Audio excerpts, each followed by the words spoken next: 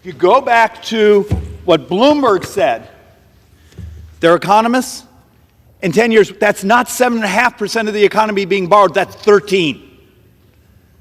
You're growing at 1.8 and you're borrowing 13% of the economy. This is Armageddon, and it's in the 10-year window.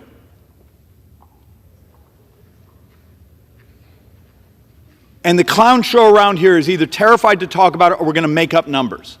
Unless you see budget documents talking about dramatically changing the cost of health care, this starts to become real. And all of a sudden, running 7.5% of the economy and borrowing will look good. Because if we get up near 13% in a 10-year window, you think we're going to have money for defense? You think you're going to have money for education? You think you're going to have money for research? Where are you going to have any cash at all? You're going to be struggling for every dime you have to keep the retirement security benefits. It's math.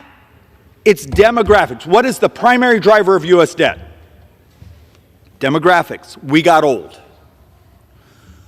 Today, for every dollar we spend on young people, we spend $5 on seniors. In the 70s, for every $5 we spent on young people, we spent $1 on seniors. It flipped because those young people were the baby boomers, and they've moved through the python, and now they're here. And we still have about, 6 more years of baby boomers moving into retirement? So what's the number? Like 10,300 Americans turn 65 every day. So many of us, we weren't giddy, but we were pleased we had started to make, and understand, the debt ceiling deal is actually the largest cut in U.S. history. You wouldn't hear that from the propagandists who are trying to raise money from scaring the crap out of you, but it is. So we went from 119% of GDP down to 113. Think of that. If that's our new base, 113, 114. Our math in our office was 114. And I'm not even sure. This is Center for Responsible Budget. They had us down to 113. But our math in our office is, okay, we picked up about 4 points of GDP in reduction in spending. And just the higher interest rates consume maybe 2-3 times that savings. Uh-oh, friends. New details on Social Security have just been unveiled, and it is not good. Social Security is now facing a $20 billion overpayment problem, and congressional lawmakers now have plans to solve this. However, one big question is who will pay for this costly gap. Lawmakers from both parties have spoken about their proposals to fix this issue. My dear friends, please make sure that you watch until the end of this video to learn if this will affect you. Also, to say thank you for being part of this community. Every Friday, I will be announcing winners for the Walmart gift card giveaway. Please, friends, make sure you enter these giveaways by clicking and liking several of my videos, and then comment below the keyword of each video that you watch. The more videos that you watch and then comment on, dearest friends, the greater your chances of winning these giveaways. Recently, many Americans have been receiving letters from the SSI demanding repayment for the thousands of dollars wrongfully paid to them. How the error happened is still unknown.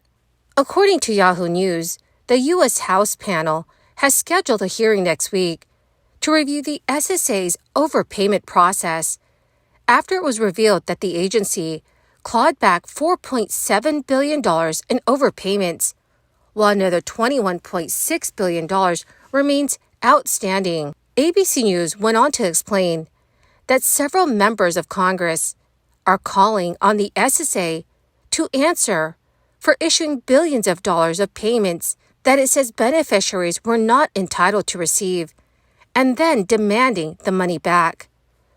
Representative Mike Carey, the number 2 Republican on a House panel that oversees Social Security, has said, "The general sense from members is we do have a problem. We've got to address it. We've got to fix it." He has called for congressional hearing on the subject. To add, Senate Republican Rick Scott, a member of the Committee on Aging, questioned how the volume of overpayments was allowed to grow to a figure as large as $20 billion. He stated, "Is somebody going to be held accountable at the federal level for, messing this up?" Additionally, Senate Democrat Sherrod Brown, who chairs a Senate panel that oversees Social Security, noted that the government's got to fix this. Many of the recipients are older, low-income, or disabled individuals and have already spent the money and have little or no way of repaying it to the government. In an economy that's still struggling with very high inflation, it's unclear how Congress will rule on this issue and who will end up repaying or absorbing the cost of this error, and how the lives of impacted SSA recipients will be affected. The latest report showed that overpayments can result from the government making a mistake or from beneficiaries failing to comply with requirements, intentionally or otherwise. One major factor is to qualify for certain benefits. People are limited as to how much they can save, and the limits have not been updated for inflation in decades. For individuals in one of Social Security's programs, the asset limit now stands at $2,000. The troubles can also be attributed to rules that are hard for beneficiaries and federal workers to follow, which are manual processes at the agency that are susceptible to human error, and understaffing that makes it very difficult for beneficiaries to get through to SSA employees, and for employees to keep up with the workload. By the SSA's own account, many of these overpayments are a result of errors or lapses on the part of the agency. The Internal Revenue Service recently announced a major tax enforcement initiative that will increase scrutiny on high-income earners, partnerships, and people with foreign bank accounts. The agency said the effort would restore fairness to the tax system by focusing on wealthy taxpayers who have seen sharp declines in audit rates over the past decade. At the center of the IRS crackdown are individuals who report over $1 million in income and have more than $250,000 in recognized tax debt. In its recent announcement, the tax agency said it has identified 1,600 taxpayers fitting these criteria who collectively owe hundreds of millions of dollars in unpaid taxes. The IRS described plans to use specialized revenue officers, concentrating solely on collecting from these high-end delinquent accounts, starting in fiscal year 2024.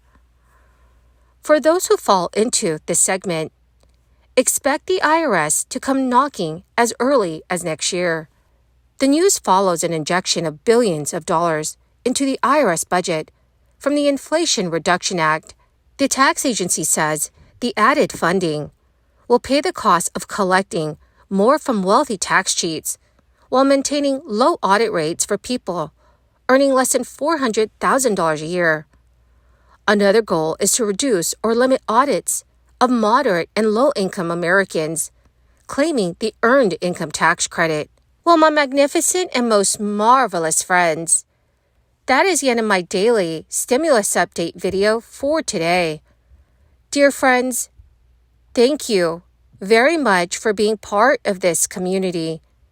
To say thank you and to show my appreciation, every Friday I will be announcing several winners for the Walmart gift card giveaway. If you would like to enter the weekly giveaway, friends, please click and like several of my videos and then comment below the keyword of each video that you watch. The more videos that you comment on, dearest friends, the greater your chances of winning these giveaways. Thank you and have a wonderful and very blessed weekend.